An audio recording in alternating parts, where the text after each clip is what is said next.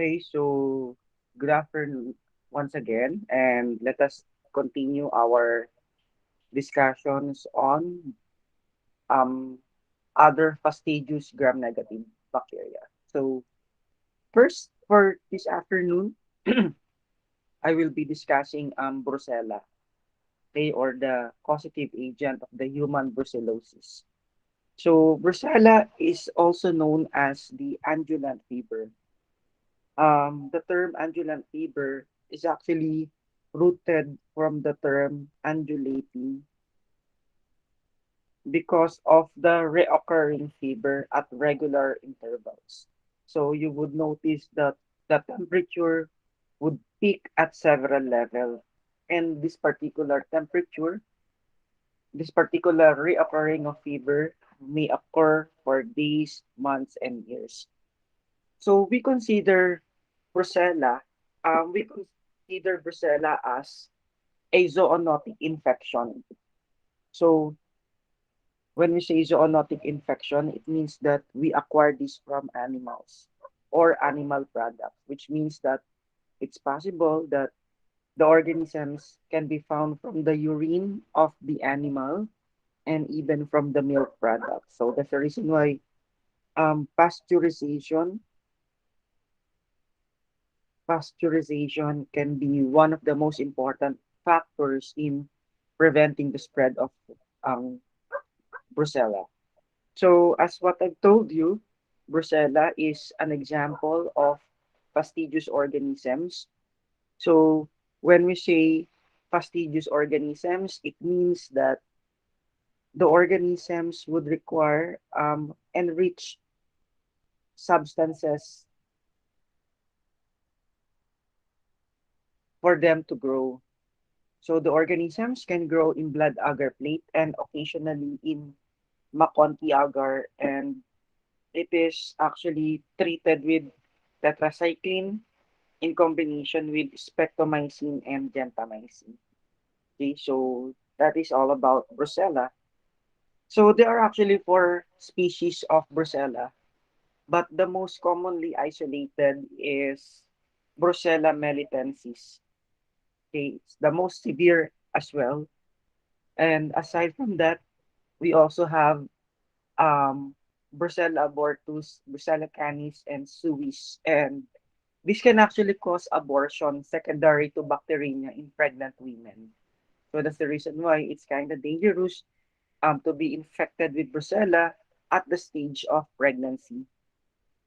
So the portal of entry would be through means by means of our intestinal tract. So usually when we ingest or mucous membrane or skin. So it is actually, yung pag sinabi natin sa skin, it is through contamination of animal products and excreta. So the organism was discovered by Bernard Bang. So that's the reason why it is called Bang's bacillus. So human brucellosis is actually um, also known as Malta fever. So these are the four species of Brucella. So the main reservoir of Brucella abortus are cattles. The main reservoir of Brucella suis are swine. The main reservoir of Brucella melitensis are goats, while Brucella canis, these are dogs.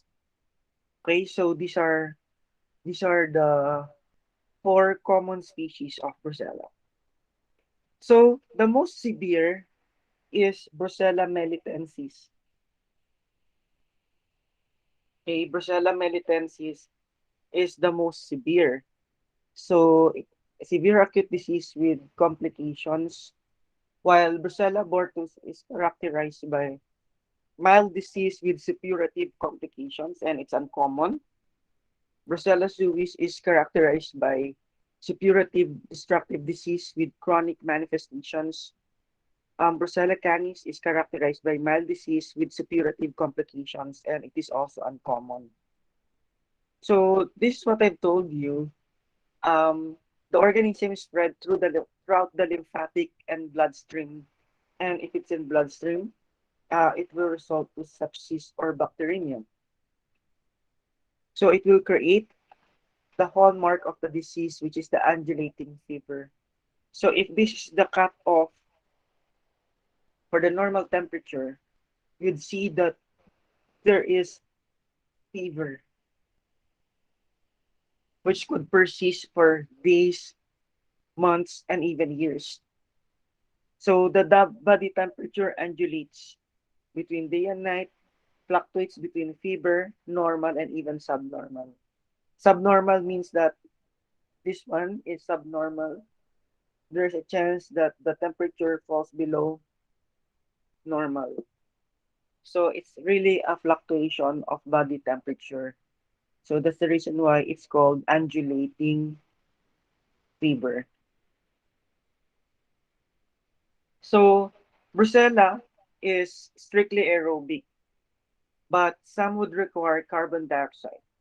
So they are non-spore former, gram-negative cocobacilli, and they are non-motile, non-encapsulated, and intracellular parasites. So for the biochemical test, we would expect them to be positive in oxidase and catalase, and hydrogen sulfide production and urease production will somehow help differentiate Brucella species. So there's a chance that the organisms could be isolated from the blood. So that's why blood and bone marrow culture could be useful in, of course, identifying acute and convalescent sera. So it is categorized as a category B biologic agent. So that's the reason why it is not usually common for us to culture Brucella, uh, and since it is not really common for us to culture Brucella, serologic tests are actually safer. So when you see serologic tests, we determine antibodies. Okay, so we have the so-called test for Brucella antigen. Okay, so that is the test for Brucella antigen. So this is an example of the colonies of Brucella militensis. They appear to be smooth, raised, and translucent. So how do we determine um, species? So as what I've told you, hydrogen sulfide and urease test would be very helpful because only abortus and suis would be positive for hydrogen sulfide, while Brucella abortus can hydrolyze urea in 2 hours. But noteworthy to mention are Brucella suis and Brucella canis because they can hydrolyze urea in 30 minutes. Okay. For serological tests, the rest will give positive result except for Brucella canis. So we cannot actually use Brucella canis in serum agglutination test to determine or the test for Brucella antigen. Test using Brucella antigen. So in this particular test, we detect antibodies. And since we detect antibodies, we utilize Brucella antigen. Okay. Only Brucella abortus can be enhanced by carbon dioxide. Okay. Only Brucella abortus can grow in the presence of thionine. And only Brucella suis can grow in the presence of fuchsin. Okay, so these are the differential characteristics for the different Brucella species that are associated with human infections. Okay, so I hope that's clear. Brucella can also be differentiated from other similar organisms such as Bordetella, Acinetobacter, Psychobacter phenylpyruvicus, Oligella urolotica, and Hemophilus influenzae. So take note of these characteristics. Okay, so Brucella is positive in oxidase, but they are non-motile. They can hydrolyze urea. They can reduce nitrate. They can grow on sheep's blood agar. They are they will grow as tiny coco bacilli, gram negative specimen or blood and bone marrow, but they do not require X and D factor, unlike Hemophilus influenzae, which would require X and D factor.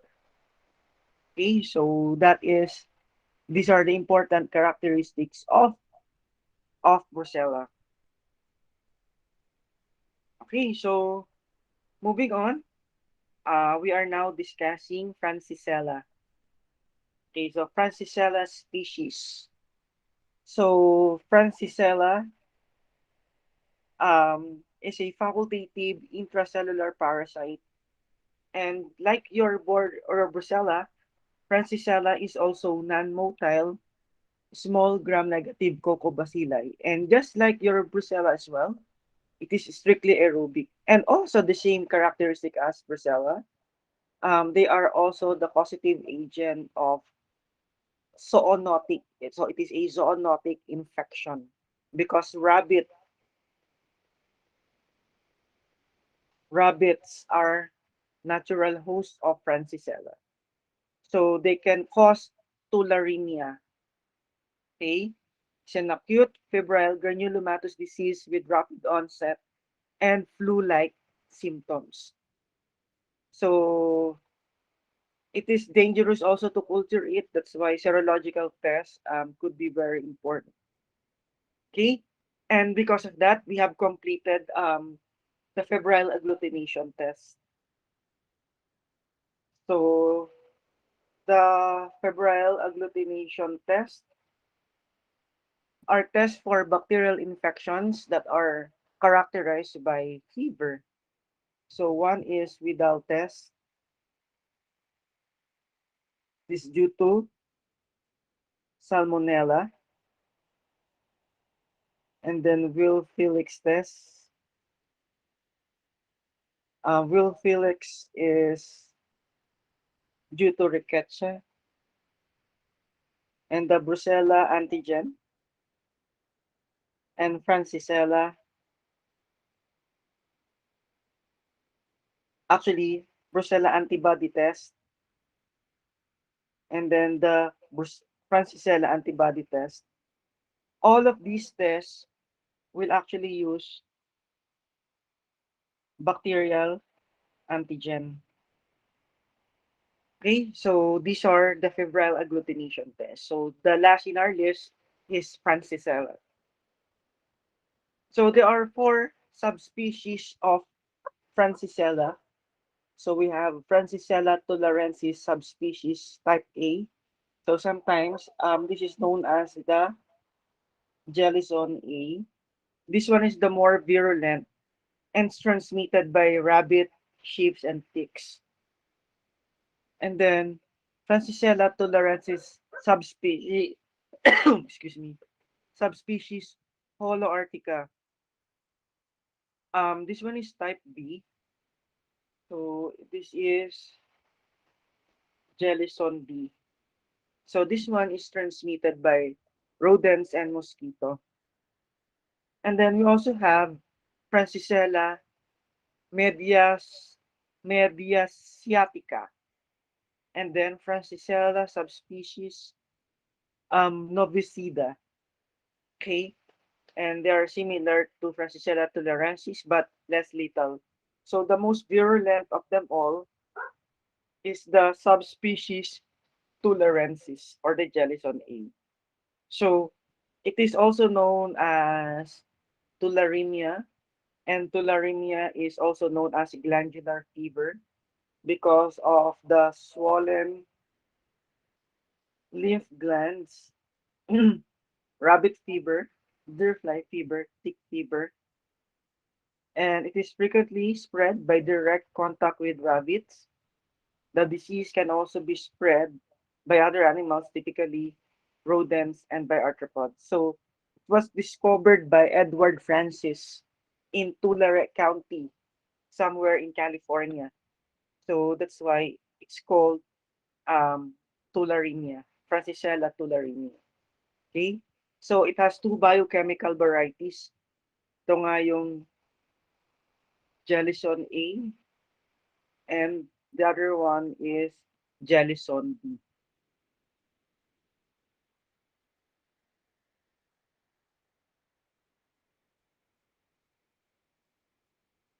Okay. So Francisella tularensis is actually transmitted by flea coming from this animal reservoir, and from flea it would go to amplifying host, which could be other mammals. And usually, these mammals cannot take the infection, and that's the reason why it would go to the human. And humans, just like in just like in plague, pneumonic plague, bubonic plague, human serves as the accidental host. So this bacillus is very small and it stains faintly as coccobacilli and require enriched media with growth day occurring after 2 to 3 days. So the organism is transmitted by the spread by contact with infected animals or bites or by ticks. So these are two biochemical varieties, no? The Jellison A and the Jellison B. So Jellison A is most likely spread in North America, and they can ferment glycerol and citrulline uridase. And it's not surface, but the source of infections are ticks and rabbits. Human disease is severe. So Jellison B is from Europe, Asia, and Americas. They cannot ferment glycerol and citrulline uridase, and the source of infections are contaminated water and rodents. So mild human disease is actually not severe as compared to Jellison A. So the organisms persist in intracellular environment in macrophages.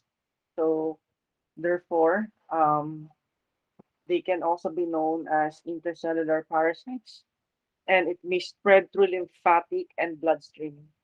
Mortality rate is about 10%, which means that 1 over 10 will die from Francisella tularemia if left untreated. The disease is also called, I have mentioned this also a while ago.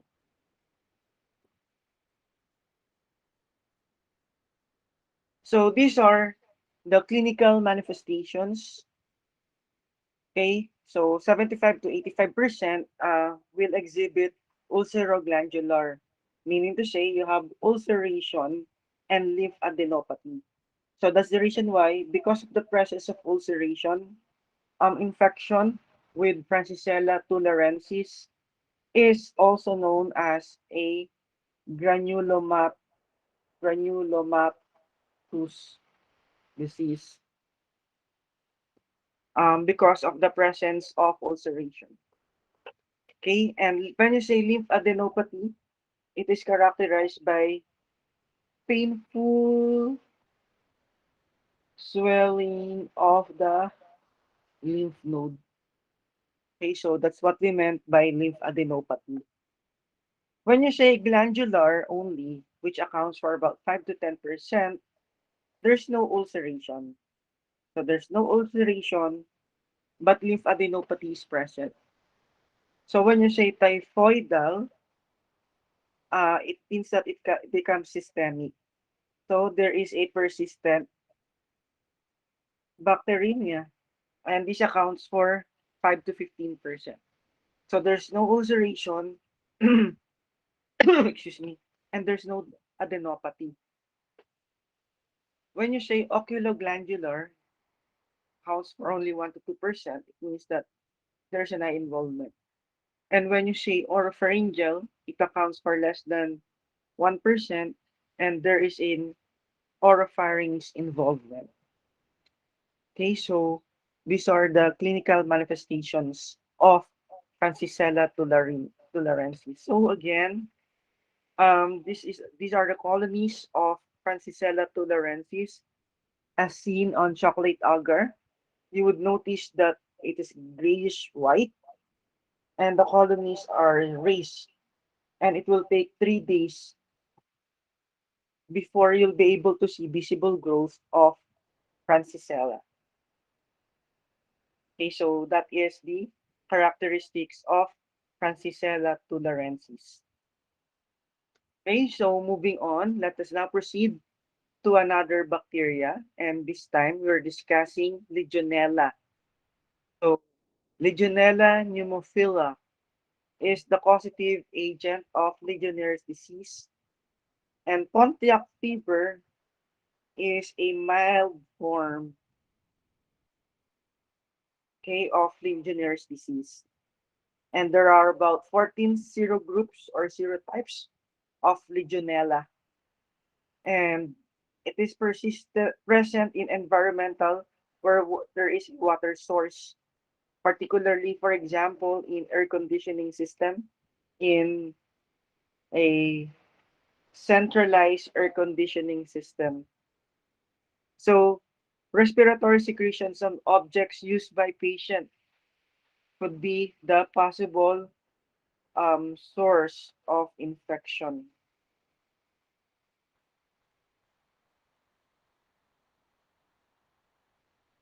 Infection has a large range, so a person could be asymptomatic and deadly.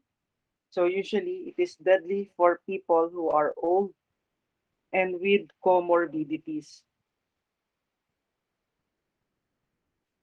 The mode of transmission is through inhalation of aerosols. So wearing of mask is very nice, not really nice, but very effective, or somehow will prevent, but not 100% will prevent the infection, the spread of infection. But it says here, person to person via aerosol transmission has not been documented. Okay, so detection is through culture, antigen test using urine, direct fluorescent antibody staining, and serological test. So again, when you say serological test, this is the detection of antibodies. Okay. So they are motile, rod-shaped, gram-negative aerobic, non-encapsulated, and non-fermentative. So it was first discovered in 1976 among a group of elderly men attending an American Legion convention in Philadelphia. So pag sinabi natin American Legion Convention, sila yung mga legionnaires. Sila yung mga legionnaires. Okay? Kaya tinawag siya na Legionnaire's disease. Kasi sino yung mga legionnaires? Legionnaires are war veterans. Okay, so they are the war veterans.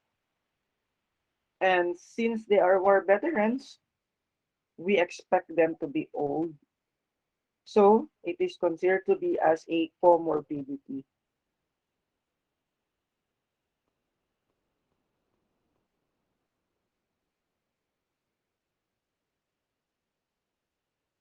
Okay, so there are over 30 species of Legionella. So it is most Legionella pneumophila among the 30. This one is the most commonly associated with human disease. So in 1976, there was this convention in Philadelphia, the American Legion Convention. The organism at that time was not a novel infectious agent, but they had not been recognized and cultured previously. So first time nilang na-culture yung Legionella pneumophila because of the outbreak in the hotel. So they found out that only only the Legionnaires are infected. So during that time, only the Legionnaires were infected, but hotel staff are not infected. So it was really a puzzle for them during that time because how come only the Legionnaires are infected, but the hotel staff and other attendees who are not Legionnaires are not infected. So they profiled the attendees, and the common denominator is that they are old. And since they are old, so somehow the immune system is has become very weak. So the incidence of disease with Legionella species is in the following descending order. So pinaka-common pala is Legionella pneumophila serotype 1. So this one is the most common. Okay? And then Legionella pneumophila serotype 6 and other serotype. And then other species include Micdadeae, Bosemani, Dumorphi, Gormani, Longbeachii, and others. So the bacilli are water-loving and can be found in the heating towers, air conditioners, water, and plumbing. They are also found in cells. So during the stay of the Legionnaires in the hotel, they found out that the air conditioning system, because the hotel was actually using a centralized air conditioning system, and they found out that is the source of infection. So the organism spread from one vent to another until all the rooms of the Legionnaires are actually infected with Legionella pneumophila. So the organisms have few virulence factors. So the disease is a result of some underlying factors, okay, that predispose to colonization and growth of these. So if a person is has been smoking, if a person has a chronic lung disease, if the person is alcoholic or in immunosuppressive therapy, or if they are elderly. So in this case, this is where the check mark for the legionnaires come into play because they are already old. The organisms are intracellular parasites because they can multiply inside the macrophages. So that's why they are considered as an intracellular parasite. So Legionnaire's disease is a sporadic case. So when you say sporadic case, it happens randomly. Epidemic outbreaks usually happens from air conditioners, just like what happened in during the American Legion Convention. So nosocomial infection in immunocompromised patients are actually common, particularly if they have been using respiratory equipment and aerosols. So Legionella pneumophila is considered as one of the top four pathogens in community-acquired pneumonia. So number one being Streptococcus pneumoniae, followed by Mycoplasma pneumoniae, and then Chlamydia pneumoniae. Okay? So the incubation period is about 2 to 10 days, and usually there would be non-productive cough and characterized by um, fever, headache, and myalgia or muscle pain. Then progressive to bloody or purulent sputum, rails, or yung nagka-crackling yung voice, katulad ng voice ko ngayon. But later on, I'll explain why I have this kind of voice. And then difficulty of breathing and shaking chills. So the dissemination is via circulatory system, so which means that it can invade the kidneys, liver, heart, central nervous system, and even the lymphatic system. So destruction leads to death in pneumonia. Okay, so mortality rate is about 15 to 30%. So sometimes approaching 50%. So the most common cases are serogroup 1, forensics, and sometimes Micdadeae. I have presented to you the graph a while ago. So the diseases ranges from a mild flu-like illness to pneumonia and multi-system involvement. So multi-system involvement is dangerous because this one is fatal.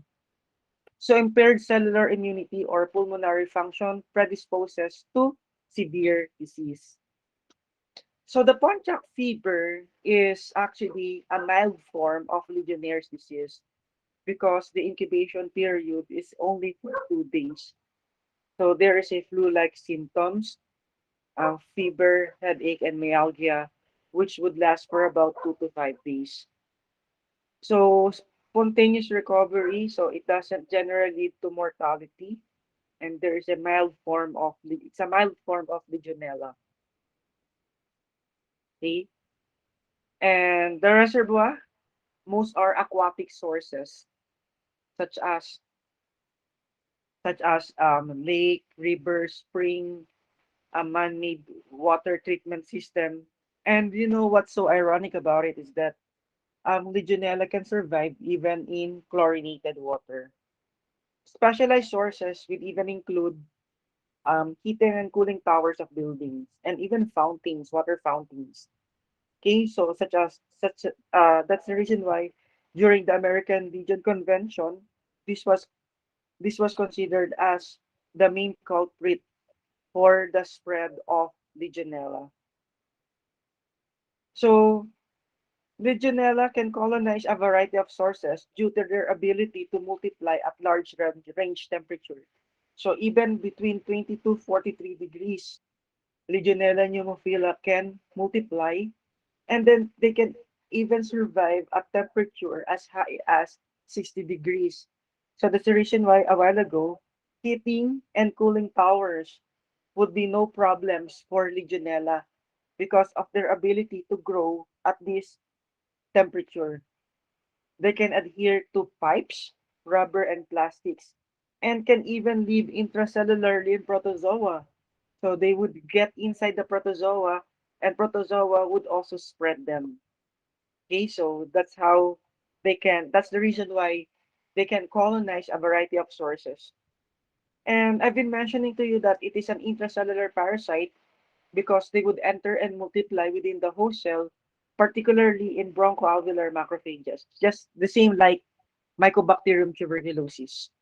So again, predisposition for diseases includes being immunocompromised, patients with chronic lung disease, the patients are alcoholics and heavy smokers. So how did scientists discover that it was indeed Legionella pneumophila? Predominantly, they use respiratory specimens such as the bronchoalveolar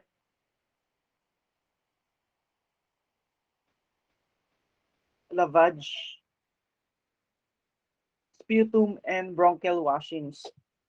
Urine specimen is being used for antigen tests because they found out that persons with Legionella pneumophila infections would most likely have soluble antigen found in the urine for serogroup 1. So a person stays positive with Legionella for a long time, thus only confirming infections happening. Okay? So direct examination is also possible. So again, guys, when we say direct examination, it means that we directly examine the specimen. We directly gram stain the specimen, and you'll be able to see pleomorphic thin weakly staining gram negative rods. So when you say pleomorphic, it means that these organisms would assume a variety of shape. Okay, so that's what we meant by pleomorphic. So they are found within macrophages and neutrophils as well as extracellularly. Okay, so again, I did mention this, and direct antigen test is also available. Okay, for so how did they discover Legionella? They culture it using BCYE. BCYE stands for buffered charcoal yeast extract. So that's how they discovered um, Legionella because of the BCYE. So they require L-cysteine for growth, so they do not grow on routine media. So acid wash specimen to reduce contaminants. So we acid wash the specimen and dilute the sample to 1:10 dilution of 0.2 normal potassium chloride and hydrochloric acid solution for 5 minutes. This procedure is called acid washing so that we reduce contaminants. So when you say reduce contaminants, we remove unwanted organisms from growing. Okay, so that's what we meant by reduce contaminants. So we grow the plates at normal atmosphere between 35 to 37 degrees centigrade for at least 1 week. So the colonies in BCYE, they would appear grayish white or blue-green convex, wet-looking colonies. To confirm, we require it L-cysteine, okay? Because they would require L-cysteine for growth. So they do not grow on routine media. So if they're L-cysteine, then it means that Legionella is possibly is present. And then for molecular methods, then of course, we can do PCR, DNA, DNA amplification. So this is how the organisms look like in BCYE,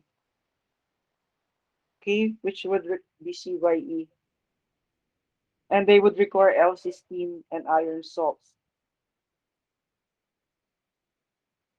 So so here, letter A, this is there is unwanted growth or unwanted contaminants. Okay? Bakit nagkaroon ng unwanted contaminants dito? Because this is unwashed. Okay, letter B is the ideal growth because letter B is already acid wash. Okay, so if they are acid wash, so we remove unwanted organisms. And again, Legionella are the smallest. So ito po yung Legionella. These are not Legionella, these are not Legionella. So you'll be able to see Legionella here. Okay, so that is how we grow Legionella pneumophila. So gram stain, so there are two types, no? Extracellular and intracellular. But you will only be able to see extracellular and intracellular if we do direct microscopic tests. And when we say direct microscopic tests, we are using respiratory specimens such as bronchoalveolar lavage or sputum. So this is an example of extracellular. And here is an example of intracellular. So what can you say about the gram stain? Gram stain is faintly, faintly stained. So here and then here. Extracellular outside the alveolar macrophage because this one is an alveolar macrophage. So you'll be able to see the bacteria inside the alveolar macrophage.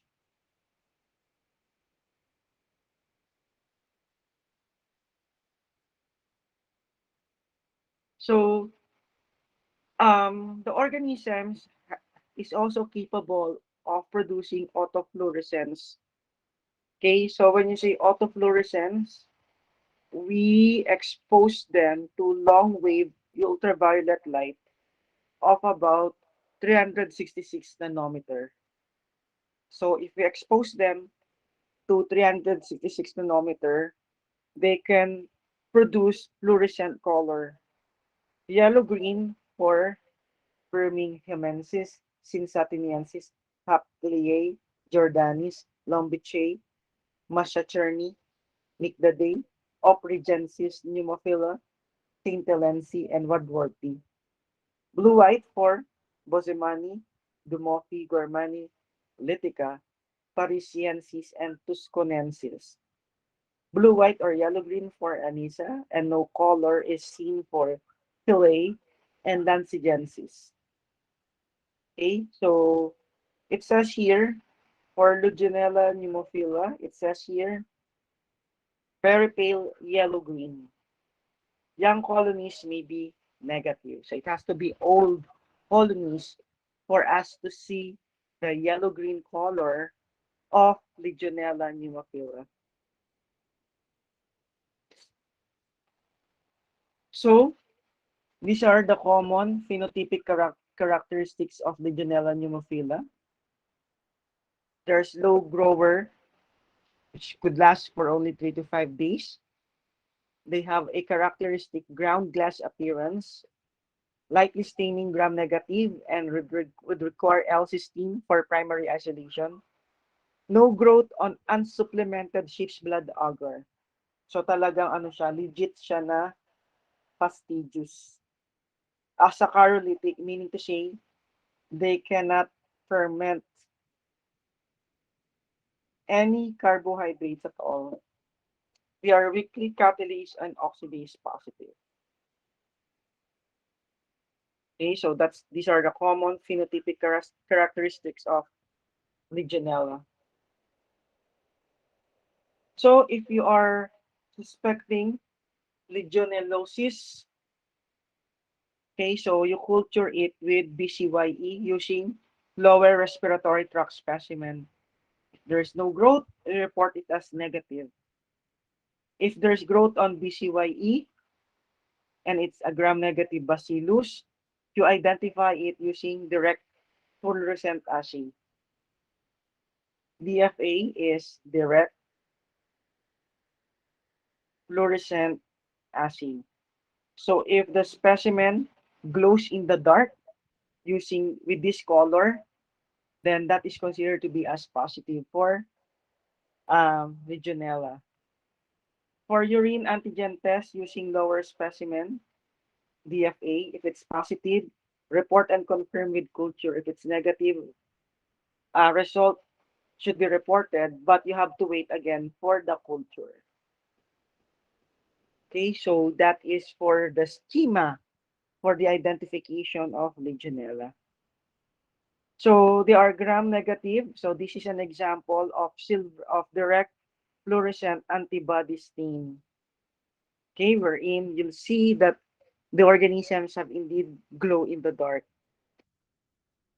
And Legionella pneumophila specimens near. So ito, makikita ninyo yung letter B. And then yung letter A is actually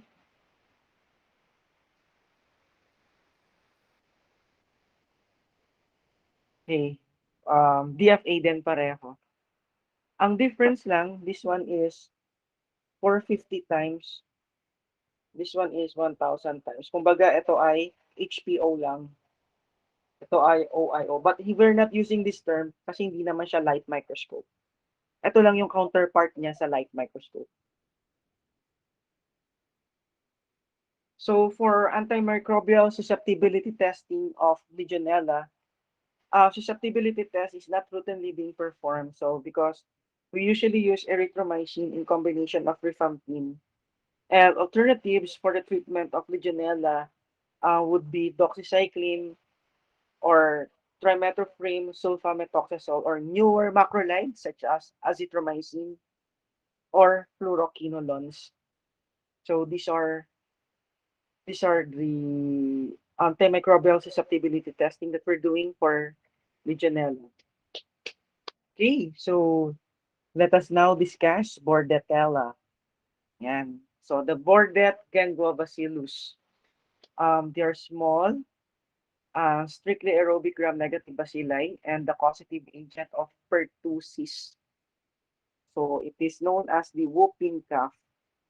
And Bordetella Pertussis would also require enriched media supplemented with charcoal, starch, blood, and albumin. Okay, so that is Bordetella. Um, there are 7 major species, but the major pathogens are Bordetella pertussis. This one causes whooping cough. Bordetella parapertussis, another one that can cause whooping cough. Bordetella bronchioseptica. This one is an opportunistic pathogens involved in pneumonia and in wound infections.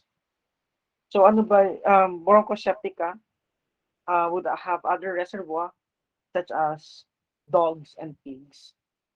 Minor pathogens are avium, Hinsi, Holmesi, and Trematum.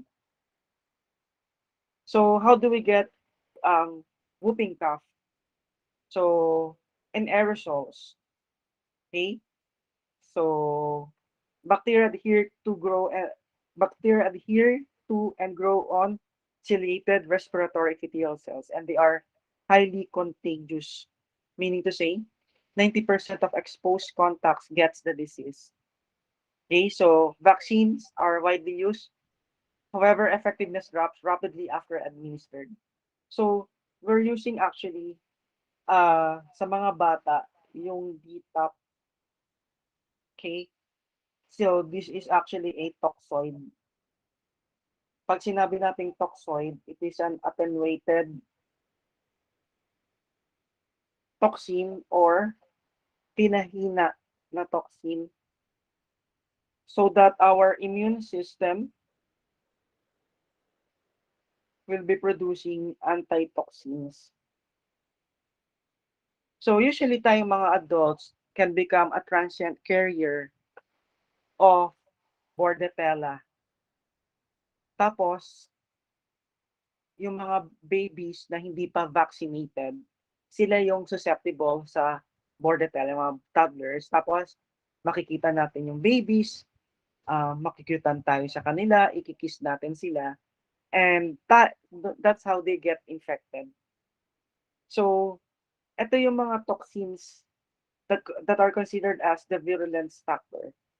So, kapag meron tayong toxoid na binigay, magpo-produce tayo ng antitoxins. So, yung toxoid will produce antitoxins against the virulence factors such as adenylate cyclase, tracheal, and LPS endotoxin. So, virulence factors includes filamentous hemagglutinin or FHA, which will facilitate attachment to epithelial cells. Pertussis toxin, which would interfere with signal transduction. Adenylate cyclase toxin, which would increase the CAMP levels. And tracheal toxin, which will cause ciliostasis. Cilia don't clear the airway. Kasi kung naalala ninyo yung trachea ninyo sa histology, trachea is lined with ciliated pseudo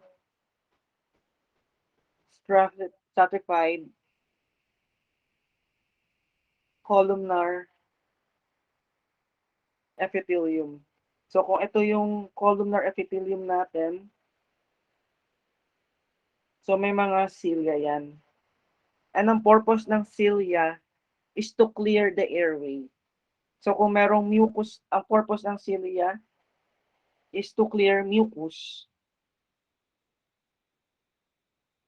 So yun yung purpose ng cilia. So kung wala yung cilia, because of tracheal cytotoxin, hindi makiklear yung mucus. So yung mga tao will keep on coughing.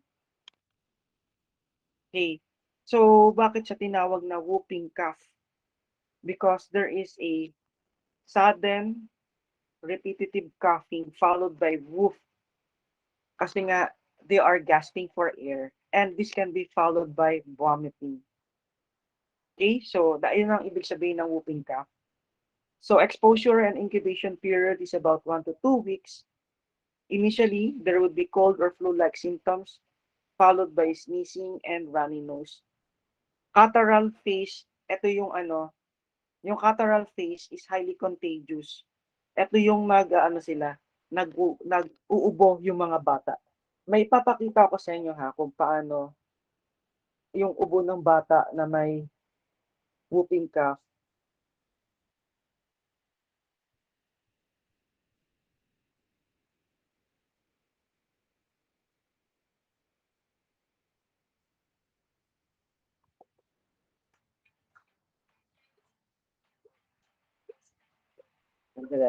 Skip ads muna.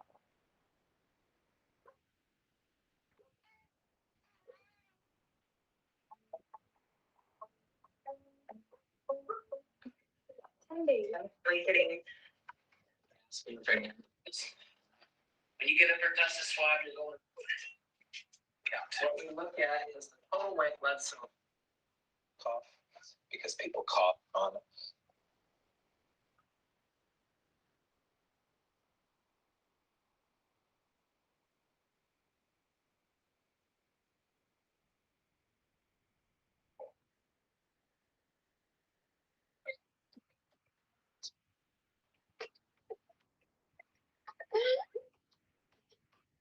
Narinig mo?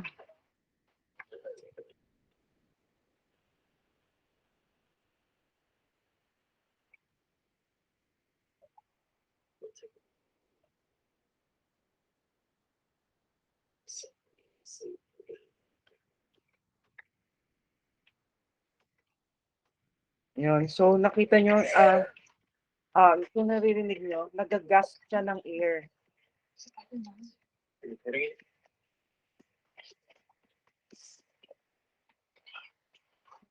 Ka-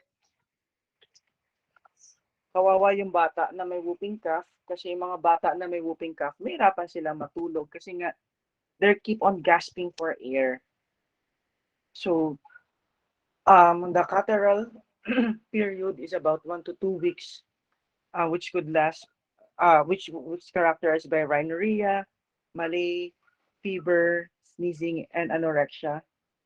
And then paroxysmal is there's a repeated coughing na with whoops and vomiting. And convalescent, there's a diminished paroxysm kasi nga pagaling na yung bata. Pero pwedeng magkaroon ng second complications. And this would be pneumonia, seizure, encephalopathy. This could be dangerous. So whooping cough is a highly transmissible respiratory disease that has high morbidity and mortality in young children. So outbreaks are associated with inadequate immunization. So since immunity is not lifelong, asymptomatic or atypical infected adults may serve as a reservoir for continued infections. So very important talaga na magkaroon ng bakuna yung mga bata. So serious infection in young children, pwedeng magkaroon ng cyanosis. So pag sinabing cyanosis, it is characterized by bluish discoloration of the skin. Sometimes need assistance in keeping the airway open. Siyempre, ang gusto natin yung convalescent kasi recovery na to after the initial symptoms. Decrease in bouts of coughing but may take weeks or months for complete resolution.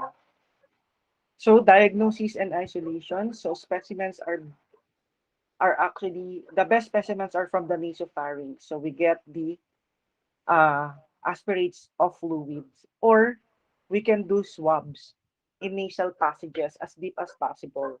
Well, yung yung calcium alginate or Dacron swab, pero never use cotton swab. So we inoculate it in a transport system. So the transport medium is called Reagan-Louis transport medium. But the ideal culture medium is called Bordet-Gengua potato infusion agar with glycerol and sheep's blood. Bakit kailangan ng glycerol? Bakit kailangan ng sheep's blood? Because again, they are highly fastidious. So if Burdett Gangu potato in agar is not available, alternative is the charcoal agar with 10% horse blood and cephalexin. So cephalexin is an inhibitory substance. So you prevent unwanted microorganisms from growing.